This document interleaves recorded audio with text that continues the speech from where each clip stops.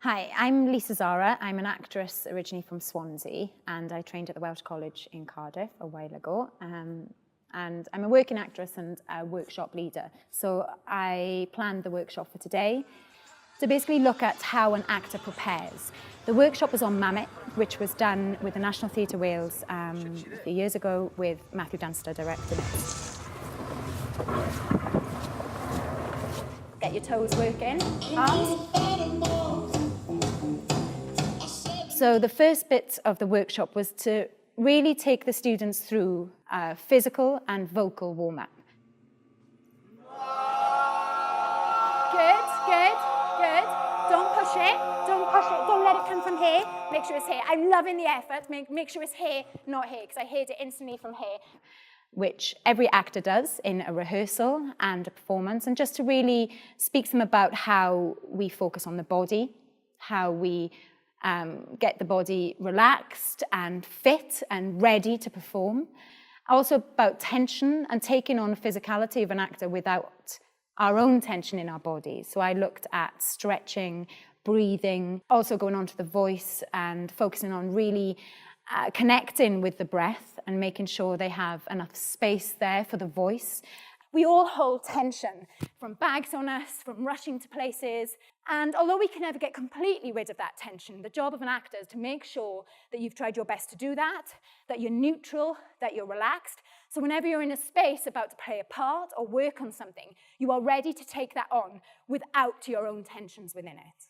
Of course, we see parts played by actors where there's a bit of them in that part, and that's what's lovely about it. But it's got to be the good, thick parts of you, not things that are going to get in the way or obstruct what you're trying to do in your interpretation. Okay? Let's get vocals. Let's move back a bit. Don't create tension. So when you're breathing, really make sure those shoulders are down, because if we breathe in and we do that, what are we doing here? Completely creating tension. There's no need. So if you're going on stage and breathing in and about to perform, you've got this going on. And it's not relaxed. It needs to be relaxed. So keep those shoulders down. So we're just going to start with breath, the same as when we finished off earlier. Hands on your tummies. Relax your knees. And I just want you to breathe in, thinking of your tummy going out.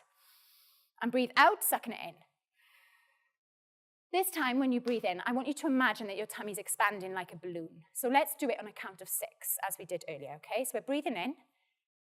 1, 2, 3, 4, 5, 6. So relax those shoulders, relax those shoulders. Make it easy, do it with ease. Imagine it's just like blowing up a balloon. Then we looked at resonance, diction, accent. There's a lot of Welsh accents within the play, but there are other accents there as well. And it's really looking at what we do with our own accent, being Welsh with the vowels, looking at those sounds, and then going on to the consonants and making sure we're hitting them. We accentuate our vowels. We are all about the vowels. We're wonderful with our vowels, but our consonants can sometimes get lost. So that's why hitting those B's, those D's, those T's is really important, because that's where our accent is going to drop a bit. That's why people say that when we speak, we sound like we're singing, because we're really using those vowels. So I think using the consonants, making sure you hit them are good. I mean, one that's very popular is red lorry, yellow lorry, because you've got lots of those sounds in there. So let's just say it. Red lorry, yellow lorry, red lorry, yellow lorry, red lorry, yellow lorry, red lorry, yellow lorry. After that, we started to look at how an actor prepares for the role. So I got them to do some partner work on a touch exercise, so just looking at how they interact physically without any text, how they can make that a story without saying anything, and then add in text on top. This is an exercise called the 4-touch. It's normally a 5-touch. And this is an example of creating a relationship physically through touch without any text. And I think where this could be quite useful in directing this piece is the trenches. The smell here will stay with me for the rest of my life. A grey slime covers everything. Mixed with this is the smell of latrines, mildew, cordite, unwashed skin. Because the action within those trenches, we have to absolutely believe that those soldiers are living in there together, the closeness, their physicality, how they are with each other. And I think this is a great exercise to use to be able to create that. I have! Of course you have, soldier, of course you have. Basically, I do 2 touches and you do 2 touches. It's just a touch of somewhere on the body. So, for example, my first one might be this. And then you do one.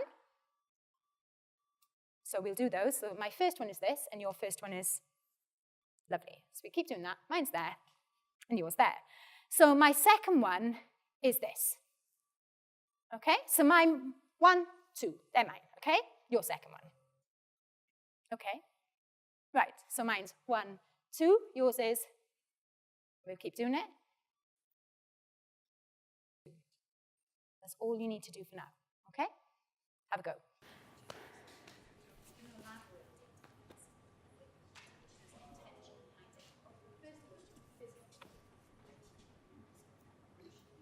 The next process is, so it just being, so we've got ours, that touch, that. It's now actually putting a bit more movement into it. So that's all I want you to think about at the moment, just a bit more movement. So where does that take me?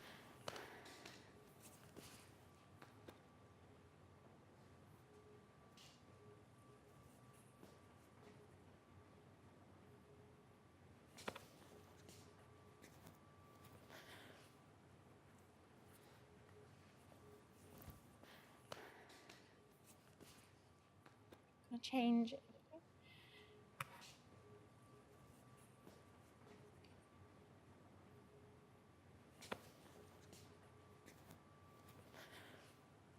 Okay, so have a go now, just starting to transport a little bit with the movement, okay?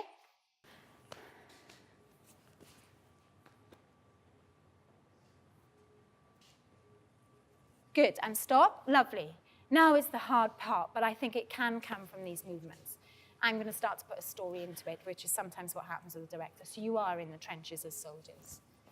Make anything you want of this. It has to be the same sequence, whether it travels or not, but start to put some dialogue into it. No. Take a wash. Shut up. Come on. No. Take a wash. Shut up. And then we went on to some text work. So really looking at duologues, which was really useful because they gave their own interpretation. I didn't direct them. It was them reading it together, exploring what was happening in the scene, and then performing. Why is he doing that so early? Off to do some burying. Still lots of our lads out there. He'd just come back from Freicourt, hadn't slept at all. Why Freicourt? He was looking for a grave. I should have known. He was talking to himself. Praying, I think. It was Northern Welsh. I couldn't really make it out. I asked him whose grave he was looking for. My son's, he said. Christ. I knew young Morgan. We trained together. Killed near Freicourt, day before yesterday. Did you find him? No. Couldn't find the padre who buried him either. So we came back here, said he should at least bury other men's boys, even if he couldn't find his own. What was he doing out so early? Off to do some burying. Still lots of our lads out there. He'd just come back from Freicourt, hadn't slept all night. Why Freicourt? He was looking for a grave. I should have known. He was talking to himself, praying, I think, in Welsh. I couldn't really make it out. I asked him whose grave he was looking for. My son's, he said. Christ. I knew young Morgan. We trained together. Killed near Freicourt day before yesterday. Did he find him? No. Couldn't find the padre who'd buried him either, so he came back here. Said he should at least bury other men's boys, even if he couldn't find his own. When you start to perform a script, you explore it more. You get the depth of a role, of an intention, of a feeling. I think for students that are analysing a script, it is so crucial for them to be on their feet, for them to be saying it, for them to be physicalising it. As an actor, everything we do, I think, all the ideas that we have for our characters come from something.